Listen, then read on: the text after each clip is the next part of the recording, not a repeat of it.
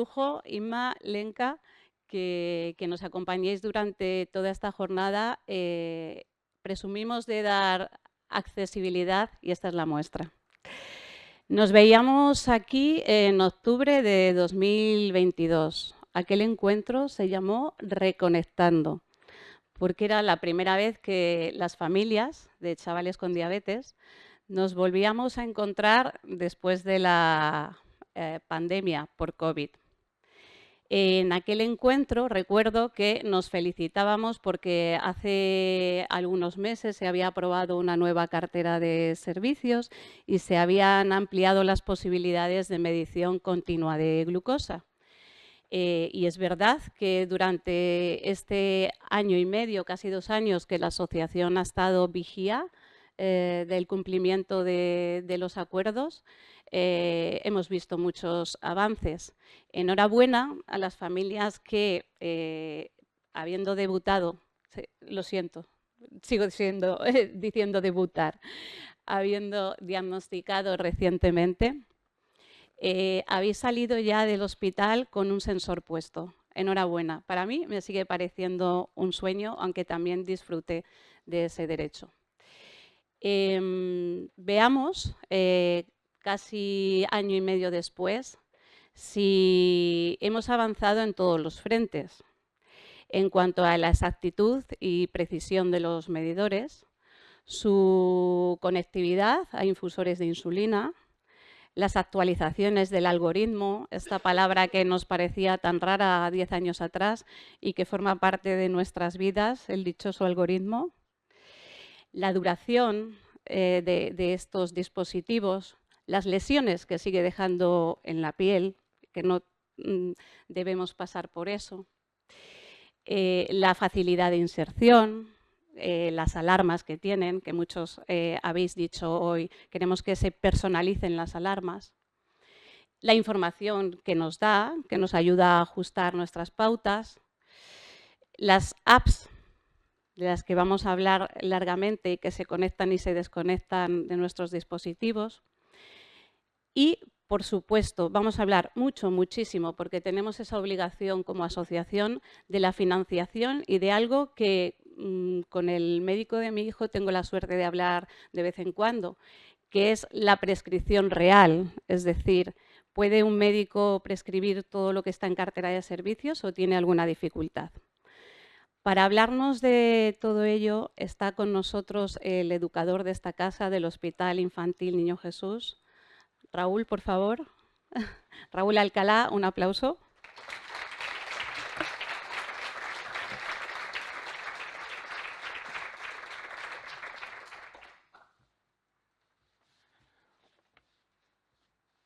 Buenos días a todos. Muchas gracias por venir, muchas gracias a Diabetes Madrid por invitarme. Bueno, yo es mi primera vez en estas jornadas, me vais a perdonar, estoy un poco nervioso con toda la puesta en escena y todos aquí. Se me irá pasando, imagino, a lo largo de la presentación y si no, pues me perdonáis. Bueno, vamos a hablar un poco en este rato de los elementos básicos, tanto en la medición continua como en los sistemas híbridos de asa cerrada. Y lo primero que debemos plantearnos cuando vamos a utilizar la tecnología es ¿para qué la utilizamos? ¿Qué objetivo perseguimos con ella, ¿no? Bueno, pues aumentar la seguridad, ¿vale? Mejorar el control metabólico, mejorar la calidad de vida y obtener una mayor cantidad de datos que nos va a permitir tomar mejores decisiones en el cuidado de nuestra diabetes. Y en primer lugar vamos a hablar de los sistemas de medición continua. Muchas de las cosas que os voy a contar ya las sabéis, pero yo creo que viene bien refrescar porque con el paso del tiempo se nos van olvidando. Bueno, lo primero al utilizar estos sistemas es tener unas expectativas realistas. Si pensamos que el sensor nos va a decir lo mismo que la sangre, nos vamos a frustrar con su uso, porque no es verdad, ¿vale? Nos va a dar una medición continua de glucosa, pero en líquido intersticial. Y lo que pasa en el líquido intersticial es lo que ha pasado hace un rato en la sangre, con lo cual que coincidan los valores va a ser una casualidad, no una tendencia. Lo que sí nos va a aportar también es tendencias y vamos a saber hacia dónde va nuestra glucosa, no solo el valor. Y eso va a permitir que las decisiones que tomamos sean mucho más exactas, porque no es lo mismo estar en 80 subiendo que estar en 80 bajando. No voy a hacer lo mismo. Nos permite tener alarmas, lo cual aumenta nuestra seguridad. Porque si yo estoy dormido y el sensor me pita que estoy haciendo una hipoglucemia, tengo una alarma que no tenía cuando no lo tenía. Tenemos que tener en cuenta el decalaje, ¿vale? Que es lo que estamos hablando. No vamos a tener el mismo valor en líquido intersticial que en sangre. Si tengo cualquier duda de que lo que el sensor me está diciendo no es real, debo de comprobarme en sangre, que es el valor de lo que me está pasando ahora. Y para utilizarlo se requiere una formación previa, que incluya inserción y retirada, el manejo del sensor y el manejo tanto de las apps como de los receptores y la fijación de alarmas y cómo utilizarlas. Lo importante al fijar las alarmas es que no sean útiles, no que nos martiricen la vida. No tiene sentido que me ponga una alarma en una zona en la que no voy a hacer nada. Cuando pite la alarma, que actúe, porque si no, se convierte en un infierno para nada. Vamos a hablar de algunas generalidades. Lo ideal es cambiar el sensor en un momento de estabilidad glucémica, porque eso va a facilitar que las primeras horas funcione mejor. Si lo cambiamos en un momento de mucha variabilidad, las primeras horas vamos a tener dificultades a la hora de la medición. Ante la duda, siempre utilizar la glucemia capilar. Y luego, factores que influyen en el funcionamiento del sensor, pues la presión, el famoso efecto PISA, ¿vale? Si ponemos presión sobre el sensor, si me duermo encima, si lo aprieto, voy a tener hipoglucemias que no son reales, seguramente, me voy a tener que comprobar en sangre, pero seguramente no sean reales porque lo que está pasando es que ese sensor no está midiendo donde tiene que medir. Y la hidratación también influye, y esto a veces se nos olvida. El sensor está midiendo en líquido intersticial. Esto se nota mucho cuando hacemos hiperglucemias, porque con la hiperglucemia tendemos a deshidratarnos y hay menos líquido, pero glucosa hay la misma, con lo cual el sensor probablemente me dé valores más altos de lo que tengo, ¿vale? Las zonas de inserción, cada sensor tiene sus zonas de inserción y ahora un poquito más adelante veremos dónde está recomendado cada uno. Y la sujeción. Piel solo tenemos una para toda la vida y lo ideal es cuidarla, ¿vale? Entonces, lo ideal es utilizar el menor esparadrapo, pegamentos, apósitos posibles. Yo sé que a veces es difícil. Teóricamente los sensores vienen con un adhesivo que sujeta, pero es verdad que hay momentos de sudor, verano, que necesitamos más. En nuestra cabeza debe estar utilizar el menor adhesivo posible. Hay varias posibilidades, hay apósitos impermeables, apósitos que venden las casas comerciales, kinesiotape, venda cohesiva, que tiene una ventaja y es que no se pega a la piel. También tiene un inconveniente y es que con el movimiento se va apretando y entonces vamos al efecto PISA, ¿vale? Pero como utilización en momentos determinados puede ser una buena opción porque no mete adhesivo y me permite cambiarla y no tener ahí 10 días o 14 días o 7 días pegado más esparadrapo, ¿vale? Vamos a darle un poquito de importancia a la piel porque la tiene y es importante a la hora de utilizar el sensor hacer una buena elección de la zona y un buen cuidado.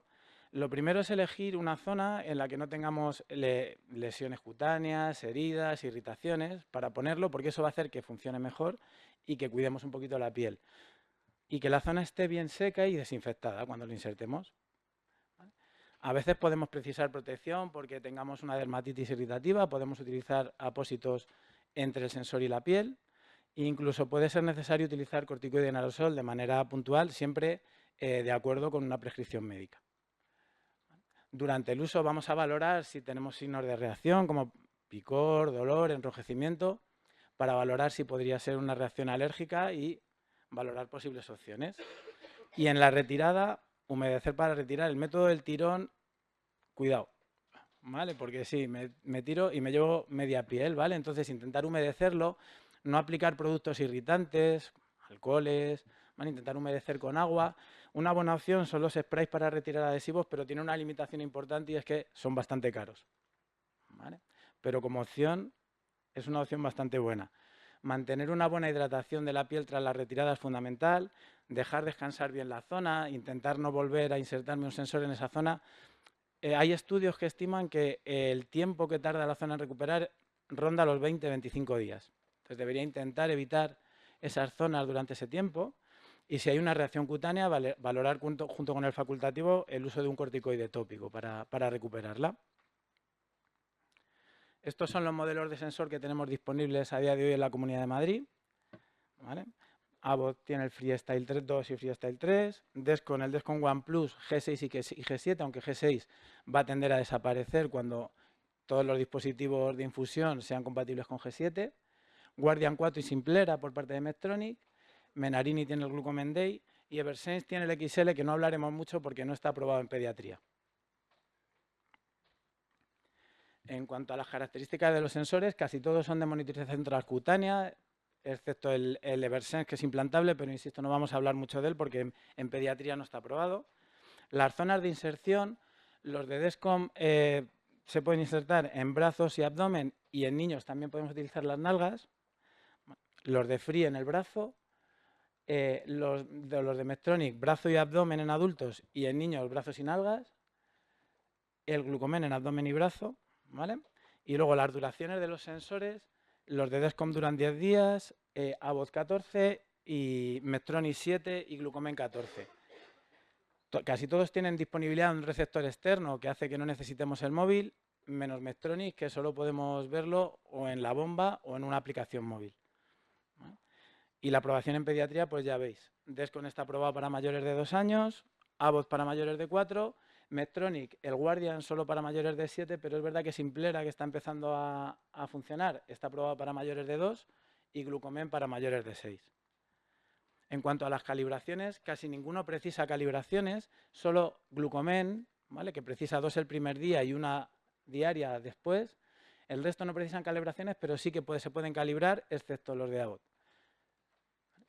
Las aplicaciones móviles os dejo ahí las que utiliza cada sensor, para el paciente las de arriba y para seguimiento en remoto, para los cuidadores las de abajo. Que si tenéis alguna duda me podéis luego preguntar y os digo.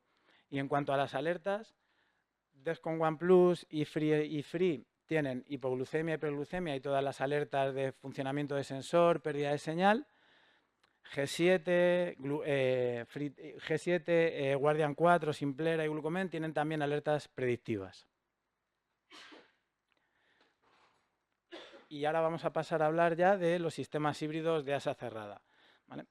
Híbridos porque hay una parte automática y otra parte que tenemos que hacer nosotros, que es ponernos los bolos prandiales. ¿Vale? Los componentes que tienen estos sistemas son 3. ¿Vale? El dispositivo de infusión continua de insulina o la bomba de insulina propiamente dicha, el sensor de monitorización continua de glucosa y el... Uy, perdón, me salí. Perdón. Estoy preparándome el papel porque no quiero decir nada mal ahora, en la siguiente diapositiva. ¿Vale? Y el algoritmo matemático de control, que es lo que da el siguiente paso, lo que introduce el automatismo. ¿Vale?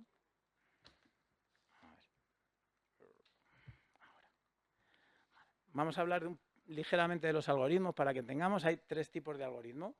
El proporcional integral derivativo, ¿vale?, que este algoritmo parte de la premisa de que en una situación ideal mi glucemia va a estar en un valor normal y funciona con el error. El error acumulado, la tendencia al error y que actúa proporcionalmente a ese error. ¿Vale? ¿Eso qué quiere decir? Eso quiere decir que si estoy alto mucho tiempo o estoy subiendo muy rápido, me va a meter más insulina. Si estoy bajando rápido, bajo o muy cerca de hacer la hipoglucemia, me va a meter menos insulina. ¿Vale? El modelo predictivo introduce ya la predicción a lo que va a pasar en un tiempo determinado y en base a eso toma decisiones. Este tiene la ventaja de que podemos poner algunas restricciones a ese. Este es más predictivo, el anterior es reactivo, reacciona a lo que está pasando. Y la lógica difusa lo que intenta es imitar las decisiones que tomaría un experto mediante un automatismo, poniéndole premisas. Si le decimos que empezamos de A y es la entrada y B es la salida, si pasa A, hará B. ¿Vale? No sé si esto queda muy claro, tampoco es una cosa que me preocupe mucho, pero por que entendáis un poco cómo funciona. ¿Vale? La siguiente parte del sistema es el dispositivo de infusión continua.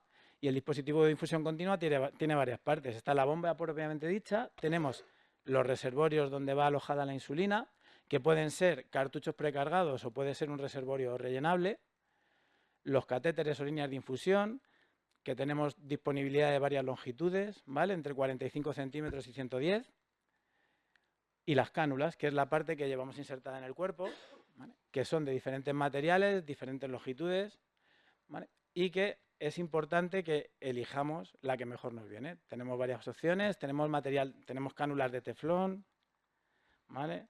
Tenemos cánulas metálicas, tenemos cánulas oblicuas, ¿vale? Y lo importante aquí es hacer una buena valoración de la cánula que mejor nos funciona a nosotros. Tenemos varias opciones. Las cánulas de teflón son un poco menos lesivas, pero aumentan el riesgo de acodaduras. Las cánulas metálicas quizás son un pelín más lesivas para su funcionamiento, pero reducen ese riesgo, ¿vale? Tenemos, pues ya veis, rectas, oblicuas, ¿vale? E incluso Medtronic ha introducido una extendida que nos permite el uso durante hasta 7 días, porque como casi todos sabéis, tenemos que cambiar el sistema máximo cada 3 días. La zona de inserción de la cánula. Bueno, la cánula la podemos insertar en cualquier zona en la que nos ponemos insulina subcutánea. Aquí tenemos que buscar una zona que nos sea cómoda, ¿vale? Sobre todo. Pero por podríamos usar cualquier zona en la que nos administramos insulina. Sí que es importante establecer un buen sistema de rotación para cuidar la zona, porque si siempre nos pinchamos en el mismo sitio, al final vamos a tener una lipodistrofia que va a hacer que funcione peor. Tener en cuenta que tenemos insulina cayendo en el mismo sitio durante 3 días, ¿vale? Entonces es muy importante cambiar la zona, pero también hay que tener en cuenta que cada zona absorbe la insulina a una velocidad. Entonces, si elegimos una zona, lo ideal es mantener esa zona un tiempo y luego cambiar. No ponerme un día la cánula en la tripa, otro día en el glúteo, porque metemos una variable que es que la insulina no se va a absorber a la misma velocidad en una zona que en otra. Los cuidados de la piel que podemos aplicar son los mismos que hemos hablado con el sensor, ¿vale?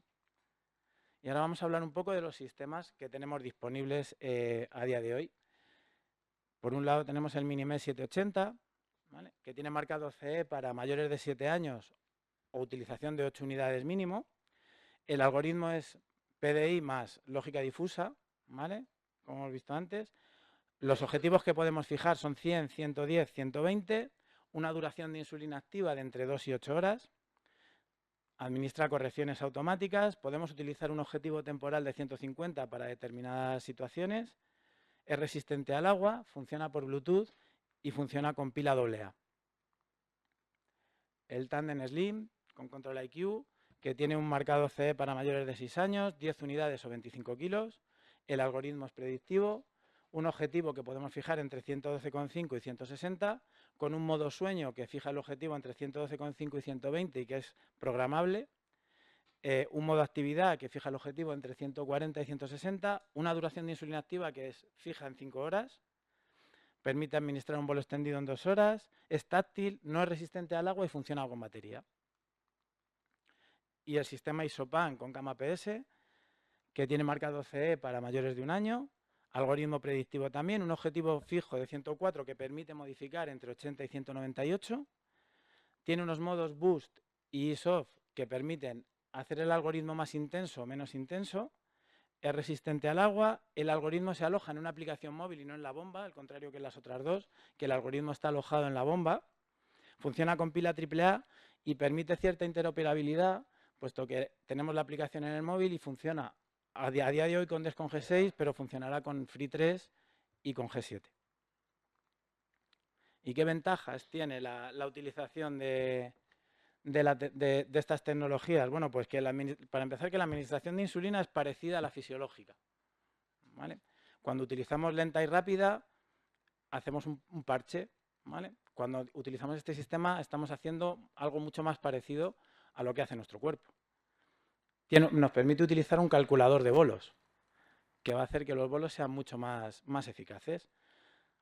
Hay un aumento significativo del tiempo en rango, hay muchos estudios que lo demuestran, hay una disminución significativa de la hemoglobina glicosilada con el uso de estos sistemas sin un incremento de las hipoglucemias. incluso con una reducción en muchos casos.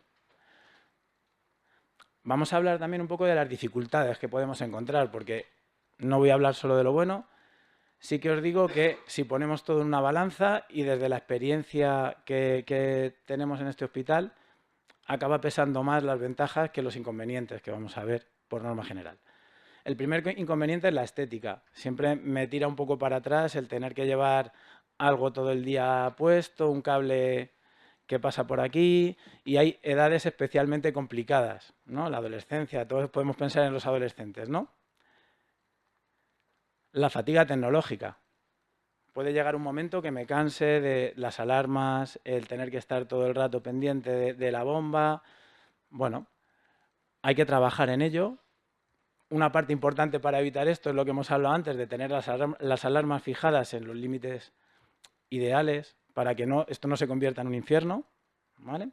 Luego, esto no lo vais a encontrar en ninguna guía, esto es cosecha propia. No sé si vamos a tener un problema de protección de autor, pero está el efecto gran hermano, que con toda esta tecnología, yo soy un adolescente de 15 años y todos lo hemos sido, ¿no? Y he querido hacer cosas que nadie supiera que estaba haciendo. Pero ahora mis padres me están viendo, el médico llegó a la consulta y me dice qué ha pasado aquí. Haceros una idea. También digo por entender un poco su parte, ¿no? Que muchas veces estamos muy pendientes de lo que tiene que ser, que es el control de la diabetes, pero claro, yo soy un adolescente y quiero hacer cosas que nadie sepa, ¿no? Y por último, la piel, ¿vale? Ya hemos incidido mucho en los cuidados, es muy importante cuidar la piel, ¿vale? Hacer una buena historia dermatológica y a veces hace falta una valoración por parte del servicio de alergia, del servicio de dermatología. Muchas gracias por vuestra atención.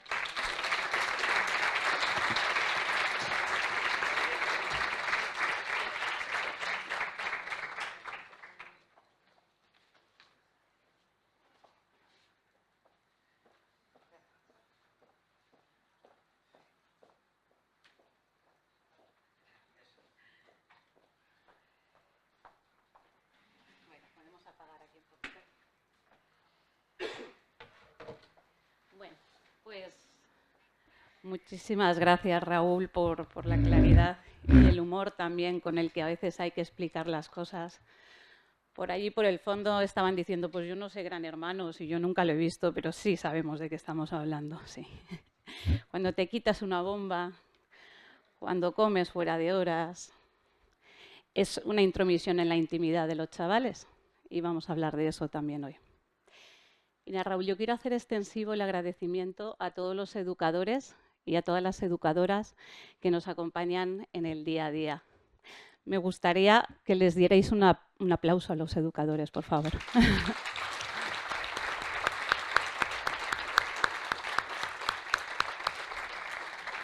Y porque sí, tenemos médicos maravillosos, pero sois vosotros y vosotras los que nos ayudáis en el día a día, los que nos vais enseñando el camino, que no es nada sencillo, porque encima cuando ya tenemos todas las respuestas, cumple un año más y cambian las preguntas, así que eso es complicado.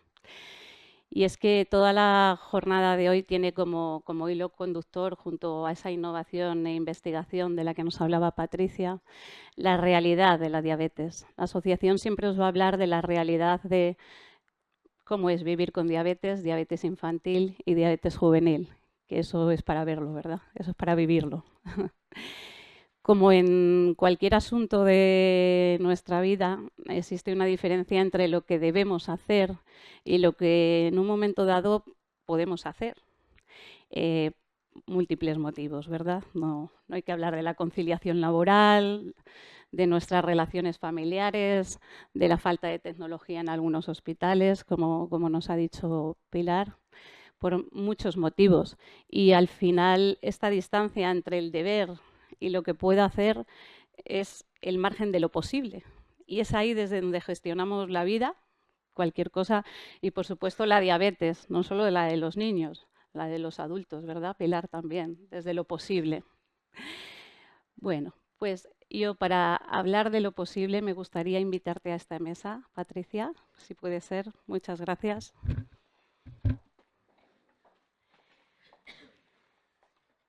Como nos ha dicho Pilar, la doctora Patricia Enes, que nos conocemos hace muchos años, es endocrinóloga pediatra, ahora en esta casa, en el Hospital Infantil Universitario Niño Jesús.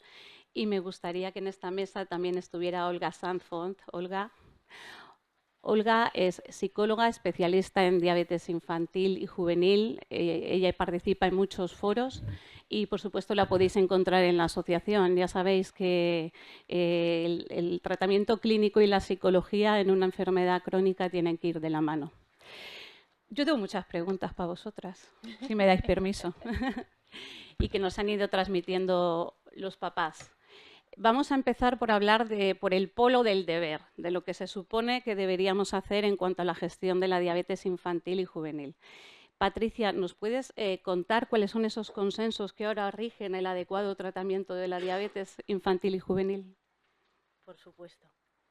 Bueno, sabéis que en el año de 2019 se publicó lo que es el Consenso Internacional de Objetivos de Control basados en los datos del sensor. O sea, en ese momento se pasó de tener un objetivo basado en hemoglobina a tener un objetivo que pudiera ser llevado un poco al día a día con los datos del sensor. Y yo creo que esto fue una cosa muy positiva porque realmente facilitaba el poder llevar a la práctica acciones concretas y no tener que esperar 3 meses a un resultado condicionado a muchas acciones y no identificar cuál de ellas es la que estaba marcando. Entonces, en ese momento se estableció, en base a los datos de la relación entre el tiempo en rango definido por tiempo entre 70 y 180 miligramos de cilitro de glucosa y las cifras de hemoglobina. Y en ese momento se estableció, y es lo que está vigente hoy en día, como un objetivo general, que luego siempre hay una letra pequeña que yo creo que es lo interesante y a lo mejor lo que podemos conversar entre todos para sacarle realmente el juego. Pero se estableció que para diabetes tipo 1, en una situación general, ese objetivo era positivo fijarlo en más del 70%, entre 70 y 180, con un tiempo por debajo de 70, que es lo que se ha denominado hipoglucemia nivel 1, aunque realmente en la definición de esa cifra de glucemia lo que tenemos es que eso nos está marcando el umbral de actuación. Y luego tenemos la hipoglucemia nivel 2, que es lo que consideramos la hipoglucemia clínicamente relevante. Y para esos valores por debajo del objetivo se había fijado que el tiempo estuviera por debajo de 70 hasta un 4% y por debajo de 54 que no superara el 1%. Y esas son las recomendaciones generales. Luego, pues tienen sus cuestiones específicas durante el embarazo, en situaciones concretas. Pero esos son los datos que ha habido en ese momento. Y es verdad que ahora está habiendo mucho debate sobre esas cifras, porque a medida que la tecnología ha permitido, la tecnología y también las insulinas, que durante un tiempo, pues bueno, hasta que ha habido ciertos avances en ese aspecto, pues la propia insulina en sí misma tenía mucha variabilidad y el efecto predecible de un día para otro de una misma dosis era mucho mayor del que tenemos con las insulinas actuales.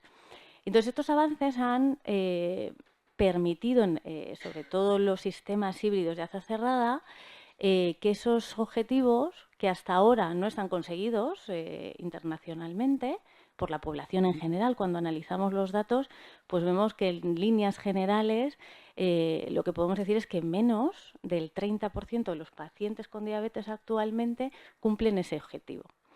La introducción de la tecnología está cambiando eso en un subgrupo de pacientes, pero todavía a día de hoy digamos que no está superado del todo.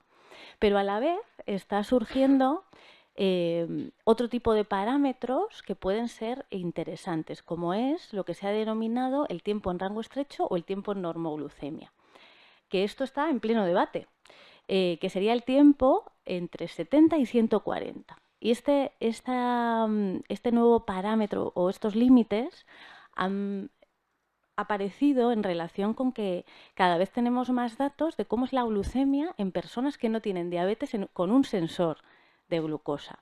Al principio había algunos estudios, pero es verdad que los primeros sensores pues no eran demasiado exactos y bueno, pues no teníamos tantos datos sobre esto. Entonces vemos que las personas que no tienen diabetes tienen cierta variabilidad de la glucosa,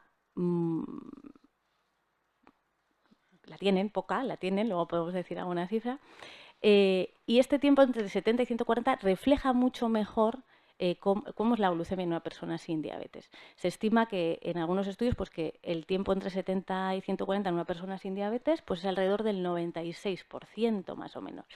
Incluso que la mayor parte del tiempo está por debajo de 126 la glucemia.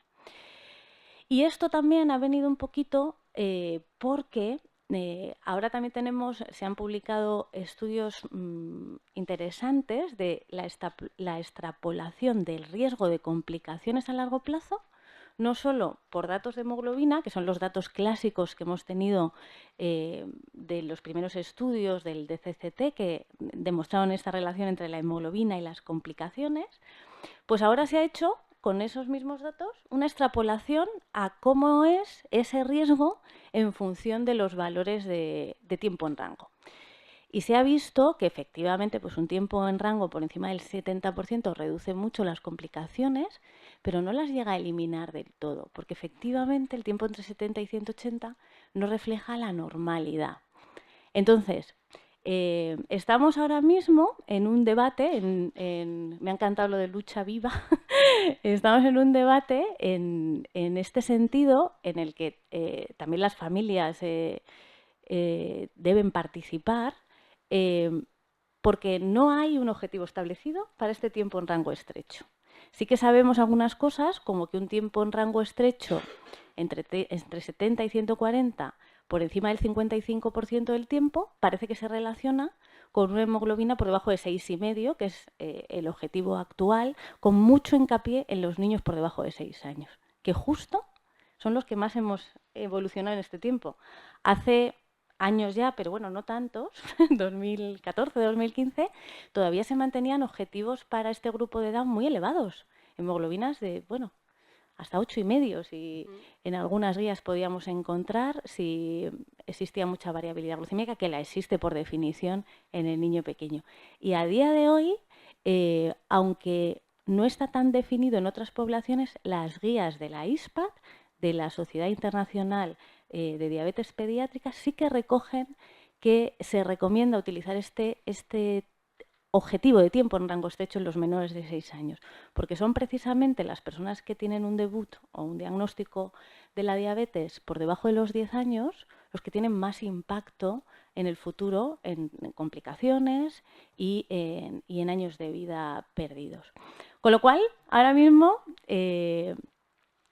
ese consenso de 2019 yo creo que se va a actualizar en algún momento. Todavía no sabemos por dónde vayan los tiros, pero un poquito el debate está en que nos movemos, que por un lado los objetivos previos no están conseguidos todavía y por otro lado tenemos datos para pensar que puede ser positivo incorporar esta otra métrica de los valores en glucemia normal. Entonces, el debate está totalmente abierto en este sentido. Bueno, pues hagamos una jornada solo de esta cuestión en la que participemos los padres, obviamente. Estando así de abierto, pues más margen, ¿verdad?, para participar los pacientes. Estos consensos y estos pseudoacuerdos ¿tienen alguna indicación para profesionales diferentes ya del médico y del educador? Es decir, una orientación para un nutricionista, un psicólogo. ¿Tienen orientaciones estos consensos para ellos? De formas de proceder. Bueno, Sí, la psicóloga dice así. No, hasta donde yo conozco no, pero bueno, muchas veces también es, primero, aunque suene obvio, el sentido común, ¿no? Es verdad que cuando son niños tan pequeños, la responsabilidad del tratamiento recae sobre los padres en un 100% o en un porcentaje muy elevado y según van siendo más maduros y más mayores, pues menos, ¿no? Entonces aquí también es muy importante ver la situación personal de cada uno, porque en la adolescencia es más complicado conseguir estos objetivos, ¿no? Uno, la parte de revolución hormonal que afecta en el control de la diabetes y luego, por otro lado, porque primero son adolescentes y esa diabetes se ve reflejada por esa adolescencia, no al contrario, ¿no? Entonces, bueno, yo creo que al final el punto de partida es dónde estamos, en ese caso, con ese niño, con ese adolescente, y que a lo mejor no, que nuestro objetivo final es que esté en ese rango estrechito, muy estrechito. A lo mejor hasta se cambia el nombre, ¿eh? A De lo mejor tiempo hasta en se rango cambia el estrecho, nombre. porque Pero al Lo final, mejor. exacto, al final un poco la idea es, ese es nuestro objetivo final, pero es fundamental poner objetivos intermedios, porque si no lo ves en algunas ocasiones tan lejos y tan elevado que es poco motivador, ¿no? Exactamente. Nos referimos a estos objetivos intermedios orientadores, no solo Sí. para otros profesionales que son necesarios al final en nuestro tratamiento. Es un equipo multidisciplinar amplio el que nos ayuda a llevar la diabetes, sino también estas orientaciones para el entorno cercano. Me refiero finalmente a los padres y a la escuela que están todo el día con el niño. Es decir, en el consenso hay que recoger una orientación para proceder de personas que somos las que gestionamos la diabetes, pero no somos profesionales de ello y eso exige una orientación. Por lo que nos has dicho, sí podíamos pensar que estos consensos, vino a Olga, pero también te miro a ti, sí que recogen indicaciones para diferentes edades. No solo el niño pequeño, sino 8 años, no es lo mismo, un preadolescente. ¿Sí ahondan un poco en detalles en las diferentes edades? no tanto específicamente. O sea, el objetivo de tiempo en rango es el objetivo de tiempo en rango. Pero bueno, la letra pequeña siempre es y siempre ha sido conseguir el mejor control metabólico posible, que ahí está la clave, y desde luego sin hipoglucemias, ¿no? Entonces eso lo va a marcar las distintas etapas de la vida clarísimamente. Luego veremos algunas imágenes como miremos al país que miremos, la adolescencia es un momento donde el control se deteriora mucho por razones de todo tipo y algunas también fisiológicas. En la adolescencia es un momento de resistencia a la insulina muy importante, probablemente solo comparable al embarazo, con lo cual, además de ser una situación vital particular, ¿no?, en la que uno está pasando por esa etapa de transición necesaria a la vida adulta, también tiene esa dificultad añadida de que ciertas hormonas en su organismo van a jugar un papel para dificultar esos resultados, con lo cual no solamente es esa parte vital, emocional, de relación con la diabetes, con sus padres y con sus médicos, sino también que efectivamente es un momento que es un reto en ese sentido. Claro, yo quería comentar una cosa que pasa con mucha frecuencia, que es ante este rango, este objetivo, que es el que, oye, mira, es con el que se minimizan las complicaciones. Entonces, a los padres, ¿cómo viven esto? Hombre, pues mi hijo, mi hija, hombre, tenemos que hacer lo que sea porque esté en este tiempo en rango, porque lo más importante para mí es la salud de mi hijo. Pero claro, ¿qué pasa con el hijo? Claro. Entonces es complicado, ¿no? Entonces hay que negociar, hay que ir muy poco a poco y reforzar mucho, porque claro, el hijo, en ocasiones el adolescente a mí me dice, es que solo les importa mi diabetes. No saben ni con quién voy, ni qué hago, no sé qué. Digo, no, también sería interesante que lo supieran. Dice, solo les importa mi diabetes, porque a los padres, como padres, dicen que yo lo que quiero es que esté bien y lo más importante es la salud. Tiempo en rango, tiempo en rango. ¿Cómo estás? ¿Qué has hecho? ¿Qué? Y al final aquello acaba generando un conflicto en el que es más difícil que se cumpla este tiempo en rango, ¿no? Entonces, bueno, Claro. pues habrá que ver estrategias que existen, aunque no son mágicas. Pues te vamos a seguir preguntando por esas estrategias, claro, porque si recibo el mensaje como una oposición, porque no hemos pensado en las características del receptor del mensaje, esto afecta necesariamente a la comunicación familiar. ¿Te acuerdas el ejemplo que poníamos? A mí lo que más me molesta es que cuando entro por la puerta no me preguntan qué tal el examen, incluso cómo lo he pasado, sino cuánto tienes, ¿no? Y esto cuando no he dejado la mochila todavía. Entonces, ¿cómo afecta a la comunicación cotidiana que sobrevuelen estas imposiciones en el ambiente? Digo imposiciones porque cuando no es entendido se vive con presión, ¿eh? Claro, incluso los padres dicen, oye, valgo en tanto, sé cuidar de mi hijo o de mi hija. Entonces, claro, esa presión en el hijo se vive de otra manera, ¿no? Pues dificulta muchísimo la comunicación. A ver, no siempre es así, ni digo que esté pasando aquí en todos los casos, ni mucho Aquí menos, no, ¿eh? No, aquí aquí no no. pasa, de hecho.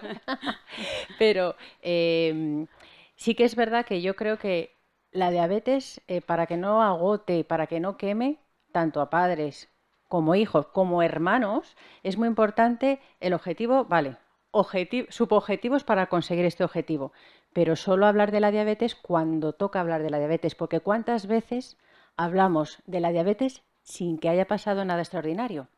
Y al final eso quema, ¿no? ¿Sabes? Si todo va normal, pues no se habla de la diabetes, igual que no se habla de otras cosas. Si hay que tomar una decisión sobre un viaje o cualquier cosa, pues se plantea. Pero si no, como comentaba, ¿quién comentaba antes? ¿Era Raúl? No, era Pilar, ¿no? Las 100 decisiones que tenemos que tomar al día. Claro, yo personalmente como persona con diabetes he hecho, uy, no sabía que eran tantas. Pero también, claro, pero yo creo que también es muy importante, están ahí y es un añadido, no lo vamos a negar. Pero la idea es, vale, son muchas decisiones, pero como son situaciones primas hermanas, la mayor parte de las veces unas de otras, pues ya, venga, igual que hago tantas otras cosas de mi vida diaria en plan rutina, pues yo ya sé exactamente. Voy a comer esto, pues yo ya sé que me tengo que poner una más, una menos. Piloto automático. Exacto, es importante vivirlo así. Me parece muy interesante. Sí, sí. Claro, parece que estamos planteando de alguna manera, o siempre estar en el ambiente, como el objetivo, casi que es como el enemigo, ¿no? Esa imposición, ese, cuanto el objetivo sea más estrecho, pues más duro todo. Pero yo me gustaría, si se puede plantear más bien, porque parece que también que eso conlleva que hay una contraposición entre o estoy bien controlado, según el consenso, o vivo feliz, ¿no? Parece que hay una contraposición en esto y yo creo que precisamente el objetivo que nos pongamos tiene que marcarnos el equilibrio en esas dos cosas. Sin duda. Porque hay una realidad que es que si el tiempo en rango por encima de un 70% eliminara las complicaciones, sería una maravilla. Y si fuera por encima del 60%, pues también. Quiero decir que yo creo que sí que es importante hasta diría casi una obligación ética que las familias y las personas adultas, quizá los niños pues habrá que ver su momento, pero sí que conozcan cuáles son los niveles normales de glucosa, cuáles son unos objetivos planteables y a partir de ahí construir ese equilibrio en el que no tenga esa contraposición, porque yo creo que sí que existe y es real, porque al final, como muchas veces también comenta Olga, cuando las cosas no están bien en la glucemia, también va a afectar a la calidad de vida. Va a haber muchas más interrupciones en el día a día de ese adolescente, Sí, ¿no? Que va a tener hombre. que dejar de hacer cosas que va a hacer o modificar ciertos, lo que sea. Con lo cual, yo creo que sí que hay un nivel de control metabólico, de control glucémico, que me ayuda a mejorar mi calidad de vida también. Entonces yo sí que me gustaría plantear la idea de que yo creo que es muy importante que la gente esté bien informada, todos, tanto profesionales como pacientes, porque una de las maravillas que se ha visto con los sensores es que muchas veces no hacía falta dar... No que no haga falta, porque efectivamente no nos cansaremos de decir que el tratamiento de la diabetes es la educación, ¿no? Pero que más que las recomendaciones, una vez que una persona con diabetes tiene un sensor, mejora, porque tiene datos, está haciendo sus estrategias, tiene esa información que le permite dar esos pasos hacia adelante. Entonces, yo creo que sí que es muy importante que todas las personas conozcan cuáles son los niveles normales, porque a veces también los objetivos y estos consensos nos llevan a pensar que determinadas cifras, que desde luego van a ocurrir en un porcentaje del tiempo, son cifras normales. Otra cosa es que vayan a ocurrir en un porcentaje del tiempo y que si ese porcentaje del tiempo es bajo, no vayan a tener un impacto importante en la salud. Entonces yo creo que la clave está en eso, en tener una buena información, saber cuáles son las cifras fisiológicas sin diabetes, cuáles son los resultados que me permiten tener una aceptable reducción de las complicaciones y a partir de ahí que el objetivo que yo me marque me sirva para encontrar ese punto de equilibrio. Respecto al objetivo en tiempo en rango estrecho, hay que decir que no se busca o no se plantea, a ver qué cifra sale, pero no se plantea una cifra tan grande como más del 70%, que puede ser posible en algunos casos y que habrá que individualizarlo, pero se habla de valores de más del 50%. Y a mí me gusta esa cifra también porque da espacio, oye, que la mitad del tiempo puedo no estar en esa cifra, ¿no? No es buscar el cada vez buscar el ya tengo un 70% entre 70 y 180, un 80, un 90, un 95. Y la verdad es que es mucho más difícil subir ese a partir de ese 80 y pico por ciento, porque siempre va a haber alguna circunstancia que no vamos a poder controlar. Sin embargo, centrándonos en ese tiempo en valores normales y sabiendo que tiene que haber espacio para glucemias que se van a salir, pues yo creo que puede ser una vía positiva de encontrar ese equilibrio entre calidad de vida y complicaciones. Totalmente de acuerdo, Patricia. Y también para eso, desde mi punto de vista, es muy importante que sea un tratamiento o una orientación individualizada, ¿no? Porque ahora, por ejemplo, ves, a veces hay personas que te dicen, mi estado de ánimo depende directamente de las glucemias que tenga ese día. Digo, hombre, si tú haces lo posible por estar bien y no lo logras, no puede depender de tu estado de ánimo, ¿no? O personas que son muy perfeccionistas o ahora en redes que se ven estas líneas planas perfectas que ni las personas que no tienen diabetes tienen, pues hay personas que se obsesionan. Entonces, claro, y otras. Entonces, por eso yo creo que es muy importante qué información se le da al paciente que es completamente diferente la que le das a una persona pues que totalmente su estado de ánimo depende si está en rango o no con alguien bueno, que no se cuida en absoluto, ¿no? Y una cosa que tú has dicho que es muy interesante, por supuesto, el conocer las complicaciones es absolutamente clave, pero al adolescente le funciona mucho mejor que las complicaciones están ahí, ¿no? Pero no amenazar con esas complicaciones, sino lo que tú has dicho clave, cómo afecta en su día a día no estar bien, porque afecta en su concentración para estudiar, si juegan al fútbol y quieren meter goles, va a ser más complicado si están altos, si salen de marcha y tienen que estar constantemente buscando un baño tal, y ahí por ahí entran bastante bien. Y que a veces, oye, pues, ¿no? Yo ayer tuve un súper pico después de comer, que justo venía a Madrid, y me decía mi hijo, mamá, estás espesa.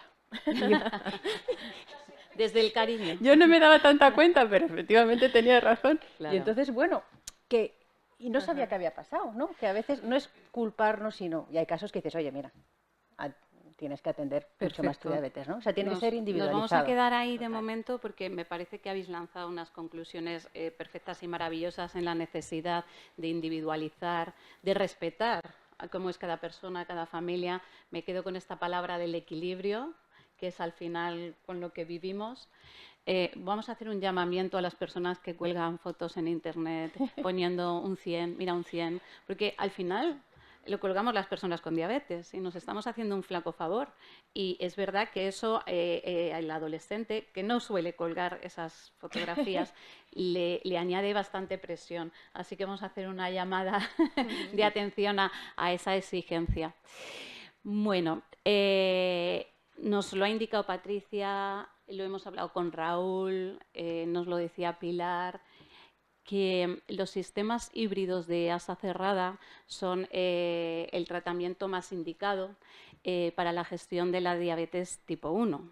Esto es así por las cifras que nos ha contado Patricia, aumentan considerablemente el tiempo en rango, disminuyen la glucemia media, disminuyen la hemoglobina glicosilada, aportan flexibilidad. Bueno, podría evaluar las 1000 razones por las que siguen indicados y esperemos que se respete así desde la prescripción de los hospitales.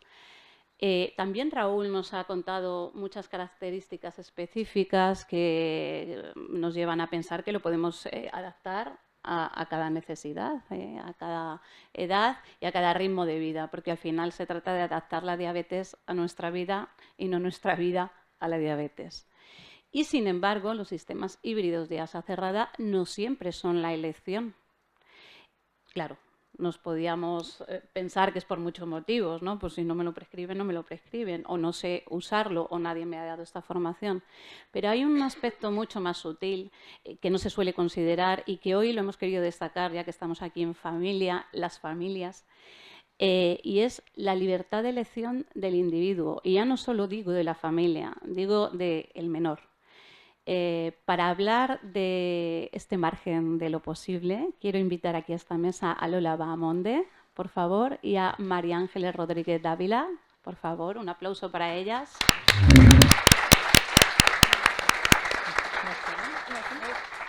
Sí.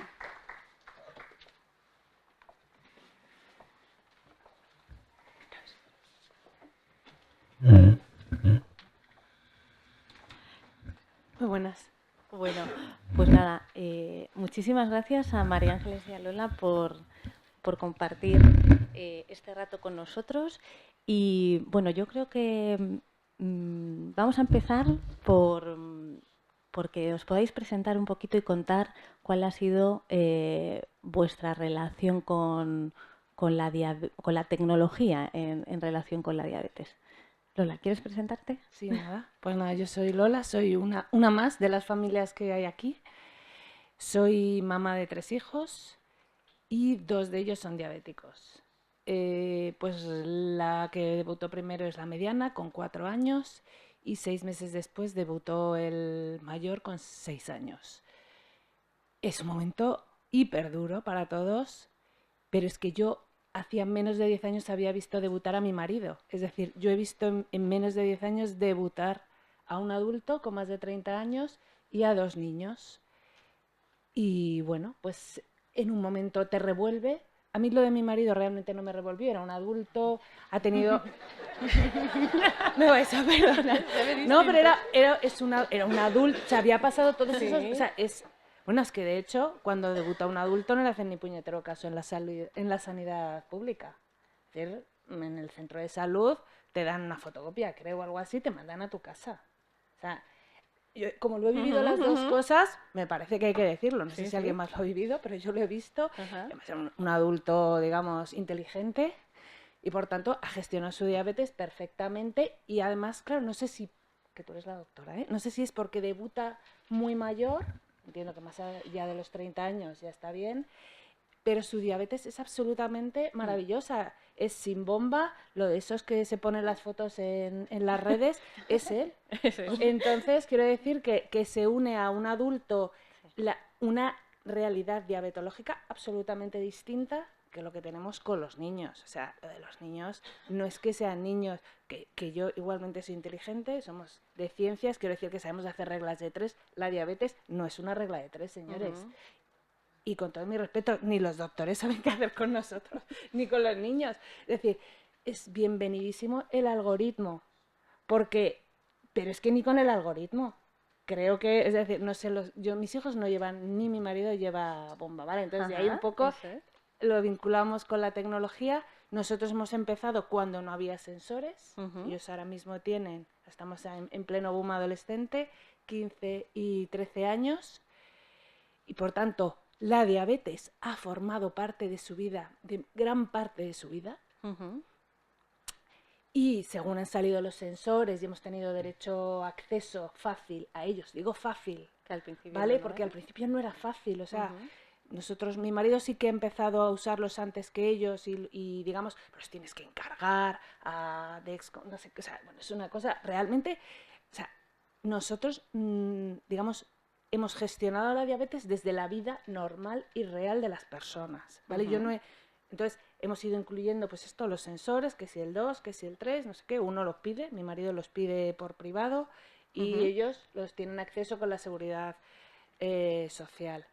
Bueno, realmente que el mismo aparatito que te prescribe la seguridad social no sea el del dextro, el capilar, no sé si a vosotros os parece normal, pero eso no es normal. Es decir, que yo tenga que comprar las tiras para hacer los capilares aparte No debe ser normal eso. ¿A que no lo es? Pues esto es la realidad. O sea, en el centro de salud a mí no me dan las tiras las tengo que comprar yo para que sean compatibles con el freestyle. Estos son familias de aquí, de Madrid, ¿vale? ¿No? Que nosotros hemos debutado también en Francia, es decir, que yo he visto un poco la realidad, España, Francia y dónde estamos cada uno. Pues ya está, nosotros van todos con sus sensores, van todos con su móvil, no han tenido móvil antes que el resto de los niños, eso también os lo diré, ¿vale? Es decir, en general nosotros a lo que hemos tendido es a que es, bueno, pues cada uno, yo no sé las enfermedades que tiene el resto de la gente y ya está, pues mis hijos van con su diabetes y no hemos parado de hacer cosas, hemos vivido fuera, vivimos dentro, viajamos, hacen deporte, hacen todo normal. Y esta es mi relación con la tecnología. Fenomenal, pues muchas gracias por compartirla. Y en este momento, ¿cuál es tu opinión? ¿Qué aspectos consideras, luego nos cuentas todo lo demás, pero qué aspectos consideras que sí pueden ser beneficiosos de los sistemas de asa cerrada? Ay, claramente, o sea, vamos a ver, nosotros fomentamos la autonomía. Evidentemente eso es una herramienta que va a mejorar, está claro, mejoraría sus niveles glucémicos y su sensación de estar mejor, porque evidentemente cuando están altos, aunque sea normal para ellos, no se sienten bien, y cuando están bajos tampoco, eso es una realidad. Entonces yo creo que en ese sentido sí que mejorarían. ¿Qué es lo que a nivel de adolescente veo que ellos desde luego por ahora no tragan? Y ya os lo digo, o sea, ellos es la decisión del paciente, ellos ahora mismo están en un no, es en lo que ya, o sea, el salir más del armario, es decir, el ir con el cablecito, el ver las limitaciones para hacer deporte, el ver las limitaciones que puede tener para el agua. Dice, hay unas que son acuáticas, digo, pues mira, a lo mejor esto, por esta vía podemos entrar, digo, pero todas esas son, eso lo pregunto hoy, ¿son las que el sistema de seguridad nacional nos permiten? Los tres sistemas que ha presentado Raúl son los tres sistemas que están aprobados en la edad pediátrica y comercializados en España, con lo cual son los que tenemos disponibles ahora mismo. Y desde Salud Madrid, digamos, ¿se puede optar a cualquiera de ellas? Como comentábamos antes, pues respecto a los sistemas híbridos tenemos este reto de la accesibilidad. Claro, ahora mismo, pues cada hospital funciona de una manera diferente, algunos tienen disponibilidad de usar todos los sistemas, uno solo alguno de ellos, con lo cual la realidad es que aunque están esos sistemas aprobados, comercializados y disponibles para la prescripción, en la práctica real, pues a día de hoy todavía pues depende del centro el tener la posibilidad real de ofrecerlo o no. Esa es la situación a día de hoy. Pues es un reto. Total. Con los adolescentes, desde luego, porque ellos bastante cuando van con su patch aquí puesto ya no quieren ya el cable. Vamos, ya te lo digo yo. O sea, ellos por ahora el cable no. Es verdad que nosotros vamos a intentar, aunque mi marido no tendría ninguna necesidad, probablemente vamos a entrar porque él lo pruebe. Claro, exacto. Sí, o sea, ya estamos, pero claro, él va a ir por la privada, él va a ir un poco... Entonces, ¿por qué bueno, no tiene acceso en su hospital? Tiene un seguro privado, bueno, prefiere no cargar a la sanidad pública, es en otro sistema, ¿vale? Pero, bueno, pero incluso él se lo está pensando, ¿eh? O sea, ya te digo, o sea, él lo ha pedido, no sé, ya no me acuerdo cuál de las dos marcas así más típicas, pero de hecho o sea, de vez en cuando me dice, es que... Dice, recuérdame cuáles eran las razones por las que yo iba a hacer esto. Sí, claro, porque para ellos la autonomía de poder ir solo con un boli y un móvil, vamos a ver, ¿sabes? Es decir, que es lo mismo que lleva todo el mundo. Es decir, ellos no sé. Si tuvieras que decir una razón por la cual, que ha sido el determinante, al final has comentado aspectos positivos, aspectos que ves inconvenientes, también está esta cuestión de tener que hacer un cambio, ¿no? Que siempre pues es otro reto añadido. Pero si tuvieras que decir una razón que ha inclinado la balanza a que no. No por ahora. ¿Por ahora? No por ahora. O sea que está ahí más o menos. ¿Cuál sería? La decisión de los niños. Bueno, de los niños que son adolescentes.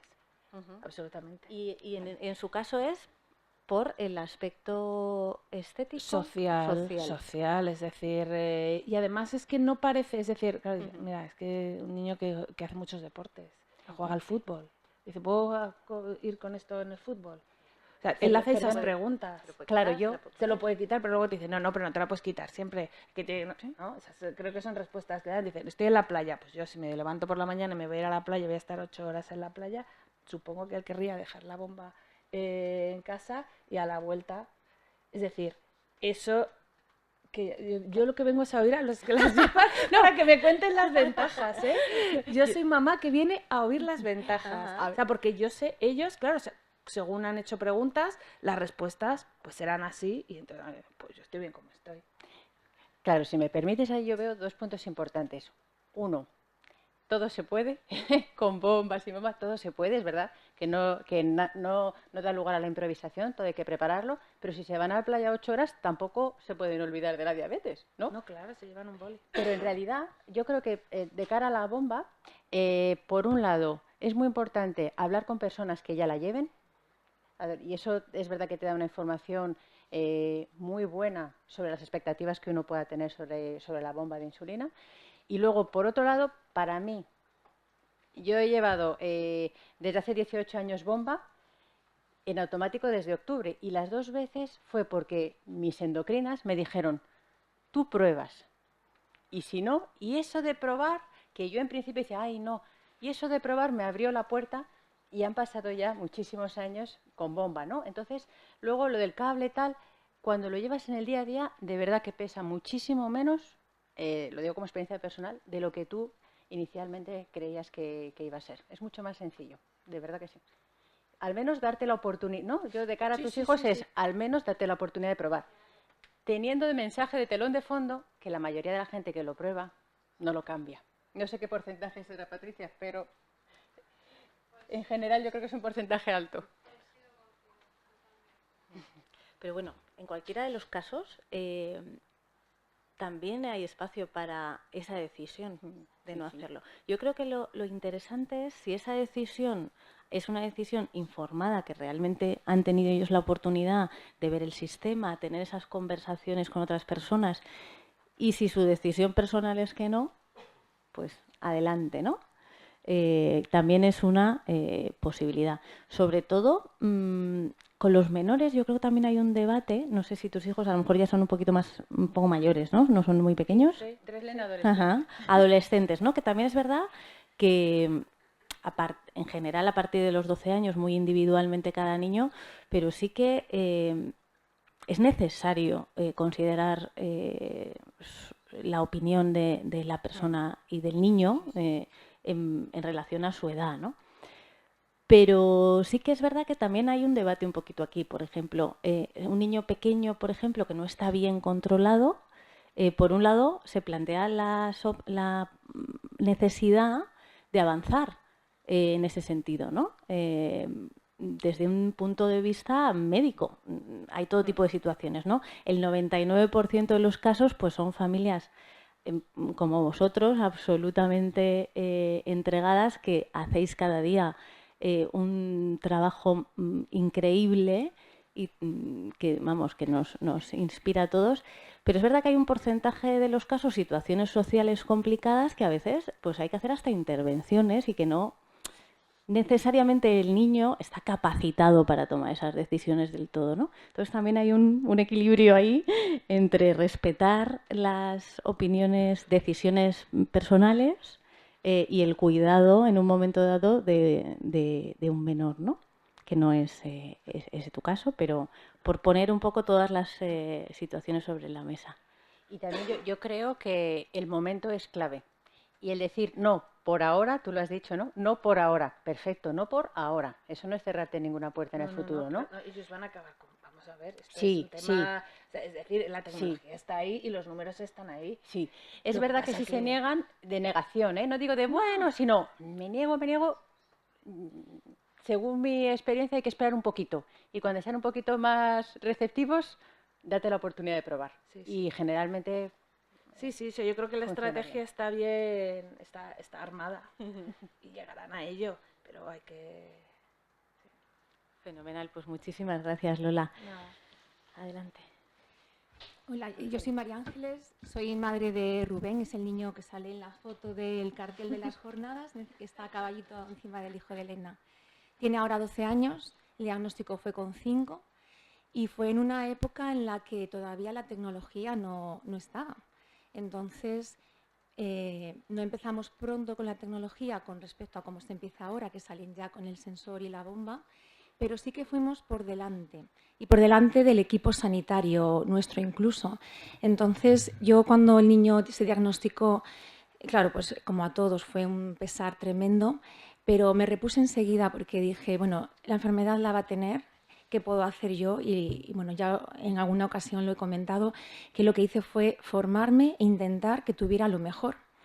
Entonces, él a los 6 meses tenía el sensor, el Dexcom, que era el G5 en ese momento, cuando, por supuesto, no estaba financiado, pero ni siquiera lo tenía nadie más. Me acuerdo las primeras convivencias con la Asociación de Diabetes, era el único que llevaba un sensor y además fue incluso un poco en contra de la opinión del equipo sanitario. Yo le dije, mira, quiero poner esto porque sé que lo hay.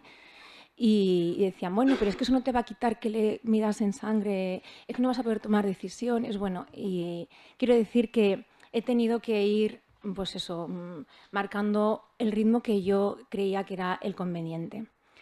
Y bueno, a los 6 meses después del sensor le pusieron una bomba y 6 meses después empezamos con un sistema de dosificación automática de insulina cuando todavía no había ningún sistema comercial.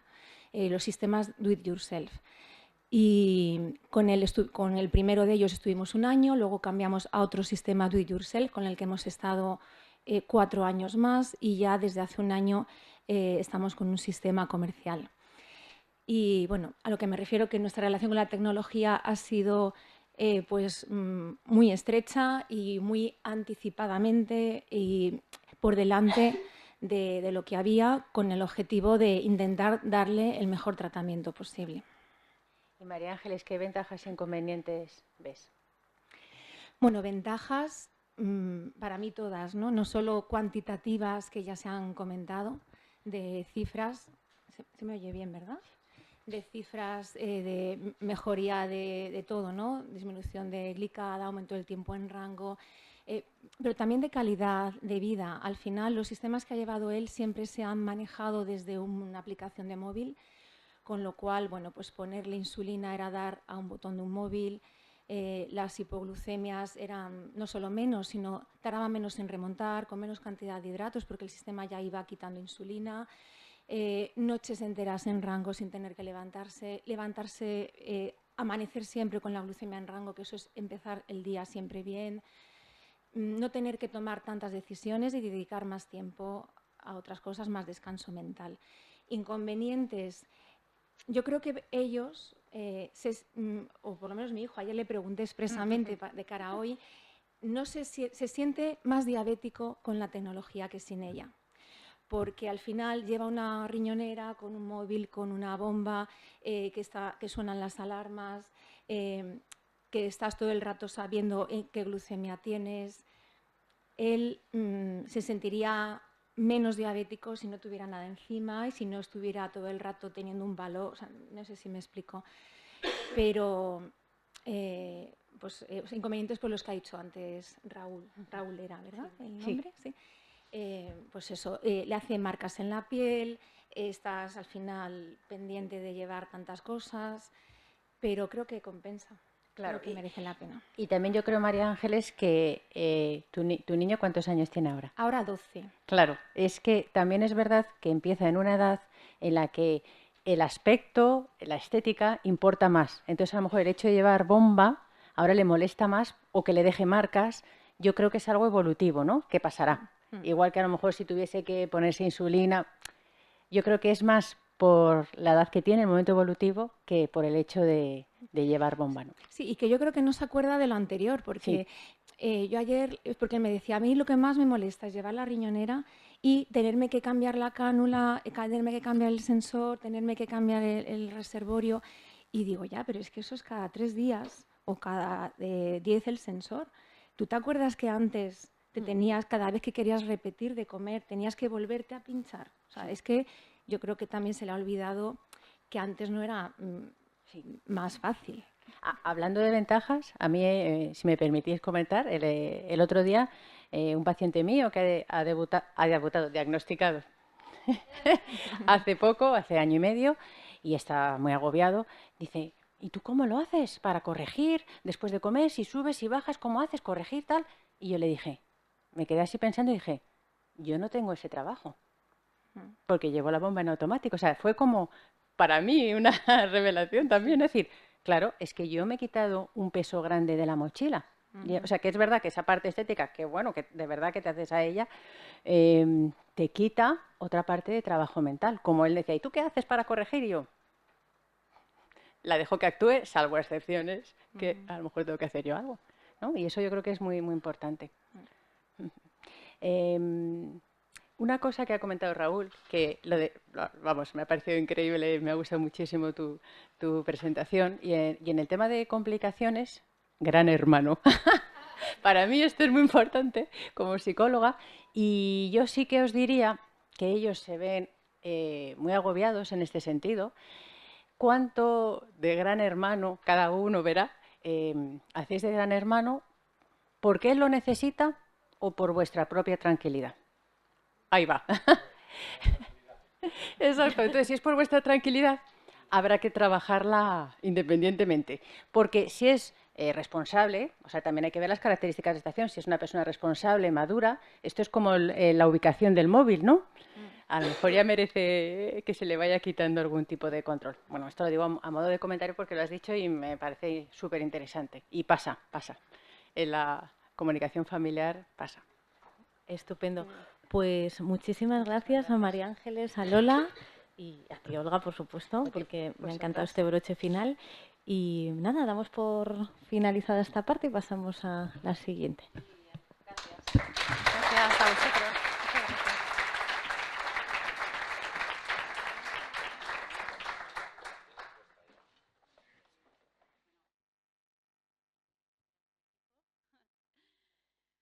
Bueno, nos vamos a tomar ese descansito, que en las actividades de la asociación el descanso nunca es descanso, porque es ese tiempo que aprovechamos para hablar entre nosotros. La ayuda mutua es tan importante y tan necesaria entre nosotros. Y antes de ir a este pequeño descanso o a este charlar entre nosotros, vamos a presentaros vuestras respuestas a esa pregunta que os lanzábamos hace una semana, y es, ¿qué le pediríais vosotros a la tecnología? Nuestra famosa carta a los Reyes Magos. Pues bien, como podéis ver aquí, reducir el tiempo de espera para recibir una bomba de insulina ha sido una de las respuestas mayoritarias. Como nos comentaba Pilar, por distrito postal, el tratamiento de la diabetes es diferente y en algunos hospitales tenemos que esperar tanto que pedimos el cambio de hospital. Que nuestros médicos tengan libertad de prescripción dentro de la cartera de servicio, esto que comentábamos antes. En realidad, no es verdad que los médicos tengan total libertad de prescripción en la cartera de servicios. Hay criterios económicos, hay criterios en las gerencias y también hay falta de formación que impide que tengamos esta flexibilidad de acceso. Formación continua en tecnología para nuestros médicos y educadores, que ya nos lo ha recordado Pilar. Incorporar con más agilidad las innovaciones tecnológicas a la cartera de servicios. Sabemos que muchas de estas cosas que están aquí pedidas ya están inventadas, ya están testadas, ya se podrían aplicar, pero pasan muchos años hasta que se aprueban nuevos concursos y, entre tanto, no estamos disfrutando de esas ventajas. Aumentar los tiempos de cambio del sensor y de la bomba, ¿verdad? Esto que nos decía, dice, si es cada 3 días o cada 10, y ahí no podría ser cada 15, no podría, porque es pesadísimo el cambio del sensor y la bomba. incorporar en un solo dispositivo el sensor y la infusión de la insulina, que esto es lo que decimos, ¿verdad? Esto que vemos en otros sitios también lo quisiéramos nosotros. Menor tamaño de los dispositivos, bueno, se ha mejorado en este, sí, ¿verdad? Sí, se ha mejorado en este año y medio de seguimiento que hemos hecho, pero todavía más.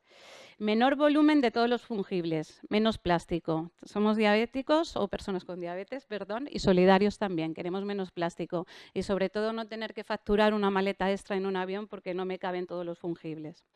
Que nuestro sensor no pierda la señal. Por favor, ¿a quién no le ha pasado? Por favor. Ah, mira cómo te has adelantado a la siguiente. Que tarde menos tiempo en activarse, que el sensor dure lo que se espera, efectivamente, es decir, bueno, pues, ¿cómo es? Si todavía tenía sensor y de repente me ha dejado abandonado en mitad de la tarde, ¿no? Sí, por eso pitabas. Mejoras en el catéter y la cánula. Menos burbujas, menos lesiones en la piel, mejor fijación. Estamos hablando de chavales y adolescentes que lo que tienen que hacer es moverse. Meterse en la piscina, salir, hacer sus extraescolares, todo el deporte que quieran, deporte de contacto, pues no es normal que después de hacer deporte de contacto vuelva a casa con la bomba desenganchada o con el sensor caído. Mejoremos esto. No tener desconexiones de las apps. Esto, perdón, lo comentábamos antes, ¿no? Porque de repente dejó de recibir esta señal, está en el colegio y de repente la app se ha desconectado, ya no recibo ningún dato, pero ni siquiera el chaval en su propio móvil, de repente la app se ha desconectado.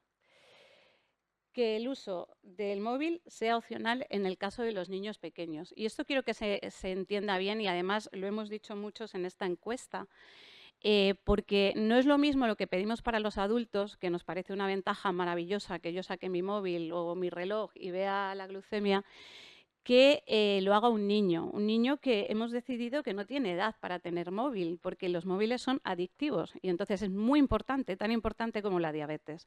Entonces, si yo decido que no tenga móvil, ¿por qué este dispositivo necesita llevar un móvil o este método que tengo? Unido a esto, también hemos dicho en la encuesta que existe otro tipo de hardware, relojes, que a lo mejor en un momento dado me dan una cifra, me dan una orientación sin necesidad de recurrir al móvil que hemos decidido que no tiene edad para tenerlo. Y por último, las alarmas personalizables. Algunos dispositivos ya las tienen.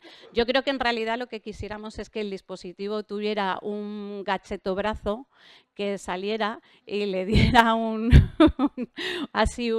que está sonando la alarma. Pero de momento eso no existe y nos consolaremos contándonoslo unos a otros. Ahora sí, estas son nuestras peticiones a los Reyes Magos. Aprovechamos que hay aquí 2 laboratorios para transmitirla. El que más rápido lo haga se lleva el gato al agua. Muy bien, pues ahora tenéis un catering aquí mismo en el pasillo, un poquito más adelante. Os pedimos 10-15 minutos porque nos quedan ponencias muy, muy interesantes con el doctor Martín Cuesta y con Patricia Enes. Muchas gracias.